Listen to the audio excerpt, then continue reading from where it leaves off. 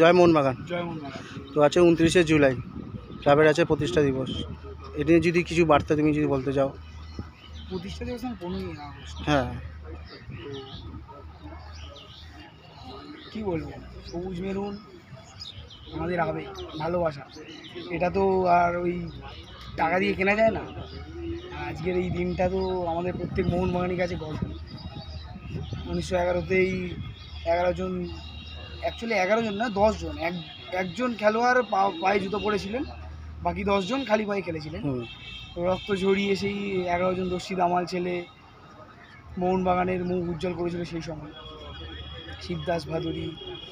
তো সেই দিনটার জন্য আজকে আমরা সত্যিকারে গর্বিত। শুধু আমরা নয়, পুরো ভারতবাসী, ভারতের 141 কোটি মানুষ একদম থেকে গর্বিত। একদম কোনো আজকের দিনে কোনো জাত পাত বা কোনো আলাদা কোনো দল, কোনো রং একদম নয়।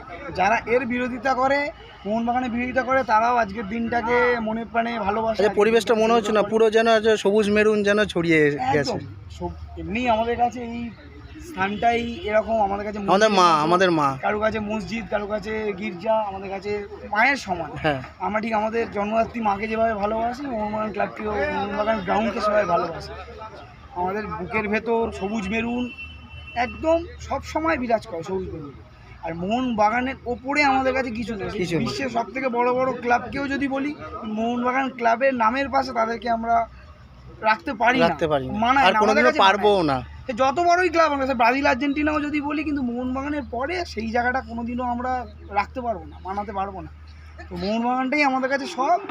আমরা ঘুমাবো, শোবো, জাগবো, খাবো, সব সময় আমাদের কাছে মোহনবাগান। আর একটা কোশ্চেন, কিছুদিন আগে ডার্বিটা আমরা হারলাম, ঠিক আছে, ওটা নিয়ে যদি কিছু বলতে চাও ডার্বি নিয়ে। প্রথমত কথা, খেলা হার জিত থাকে, আর একবার হেরেছি আমরা। তো লাস্ট 2, 3 না 4টে ডার্বি লাস্ট আমরা জিতে আসছি। ডার্বি জেতার যে স্কিলটা আছে, তবে প্রায় এখন পার্সেন্টেজে খুব 0.0002 সামথিং এরকম আছে, একটা কি দুটো ডার্বি জেতায় আমরা পিছিয়ে আছি। তো যাই হোক, খেলায় হার জিত থাকে, ওরাও জিততে নেমেছিল, আমরাও জিততে নেমেছিলাম, আমরা হেরেছি। ওরা 7টা সিনিয়র প্লেয়ার খেলিয়েছিল, আমাদের সব জুনিয়র। এবার কথাটা হচ্ছে, আমাদের জুনিয়র প্লেয়ার নামানো হয়েছে। আমাদের জুনিয়র প্লেয়ার নামানোতে ম্যানেজমেন্ট হয়তো ভেবেছে জুনিয়র প্লেয়ার নামানোটা উচিত, তাই নামিয়েছি। এটাকে নিয়ে আমি কোনো আলাদা কন্ট্রোভার্সিতে যাব না, নামিয়েছে। এবার যেটা করেছে মোহনবাগানের স্বার্থে, কিন্তু হারুক বা জিতুক, দিনের শেষে আমরা প্রত্যেকেই মোহনবাগানকে আমরা সমর্থন করবো। সে হারুক বা জিতুক, যাই হয়ে যাবে, সব ঠিক আছে। কিন্তু দেখলাম স্টেশনে যে মারপিটটা হয়েছে, এটা কি উচিত? অবভিয়াসলি না, কারণ এটা আমরা ভবিষ্যতে অতীতে দেখে আসছি যে আমাদের যখনই ডার্বি হারা হয়, মোহনবাগান যখনই ডার্বি হারে, তখনই মোহনবাগানের ওপর আক্রমণ করা হয়। 2023-এর 12ই August Durand কাপেতে East Bengal versus Mohun Bagan 1-0-তে Mohun Bagan হেরেছিল। আমরা দেখেছিলাম যে প্লেয়ারদের বাসকে ঘিরে যেরকমভাবে অ্যাটাক করা হয়েছিল, গালিগালাজ দিয়েছিল, গালিগালাজ করা, হুগো বুমোসকে বাবা মা তুলে উদ্ধার করে দিয়েছিল। শিয়ালদা স্টেশনেতে একটা প্লেয়ারের জার্সি ছেঁড়া হয়েছিল।